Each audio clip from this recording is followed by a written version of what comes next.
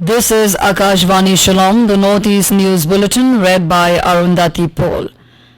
The Vice President, Jagdeep Dhankar, yesterday remarked, Northeast is on the radar of nation's development.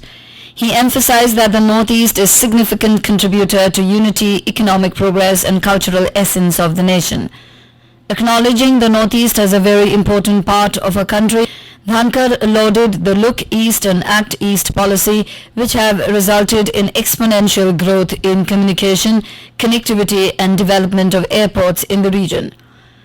Dhankar further exhorted the youth by calling them the most vital contributors and significant stakeholders in India's march to being a developed nation by 2047. Addressing the gathering at the foundation stone-laying ceremony of Meghalaya Skill and Innovation Hub in Shillong, the Vice President described skill as a qualitative cutting edge. The Vice President also highlighted the formation of a dedicated Ministry of Skill Development and Entrepreneurship and allocation of 60,000 crores towards internship of 5 lakh young individuals over a period of 5 years. In Assam, political activities are gradually gaining momentum for the by-polls in 5 assembly polls. By-polls will be held on the 13th of next month in Behali, Dholai, Bongaigaon, Sidli and Samaguri seats. By-polls in these 5 seats are required following the Lok Sabha polls as incumbent representatives got elected to the lower house. The ruling BJP will contest in 3 seats while 1 seat each will be given to allies UPPL and Assam Gana Parishad. They are, however, yet to declare the candidates' lists. The opposition Congress and other parties are also to put up candidates in the by-elections. Arunachal Pradesh Chief Secretary Manish Kumar Gupta has emphasized that activities of the Departments of Land Management and Geology and Mining should be carried out in accordance with laid-down guidelines.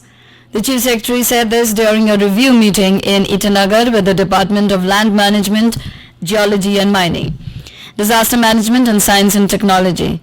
Mr. Gupta stressed that regular meetings of State Executive Committee on Disaster Management and meeting of State Disaster Management Authority should be held once in a year for reviewing the annual performance of the department.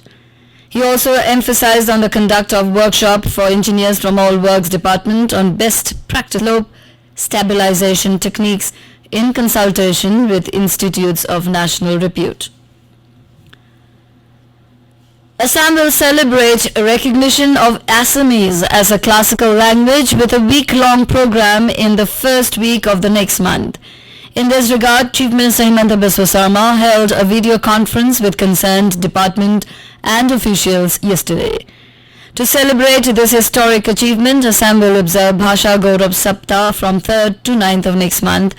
During the period, universities, schools and civil society organizations will host events to thank Prime Minister Narendra Modi and honor the contribution of writers and scholars whose work has shaped the Assamese language. Our correspondent reports that the State Cabinet recently adopted a resolution on behalf of the Assam government and extended its gratitude to the Prime Minister for granting classical language status to Assamese. In Manipur, the Mera Hao Chongba 2024 an annual festival observed in order to strengthen the cordial bond between the indigenous communities living in hills and valley people will be held today in Imphal.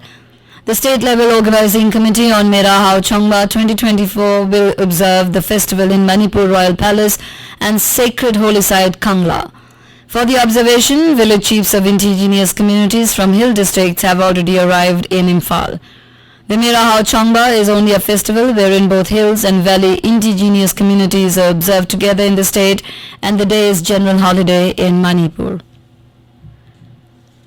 Meghalaya Speaker Thomas S. Sangma and the Meghalaya Legislative Assembly Secretariat yesterday expressed deep grief and sorrow over the demise of former legislator H. Brittonmore Dan. Fondly known as Ma Dan, Dunn was elected from the Narthyang constituency for 3 consecutive terms and also served as a cabinet minister. Additionally, he held the position of the leader of the opposition. He was also elected twice as member of Jaintia Hills Autonomous District Council and was also chief executive member. And with that, we end the Northeast News Bulletin from the AKASHVANI Shillong. Have a nice day.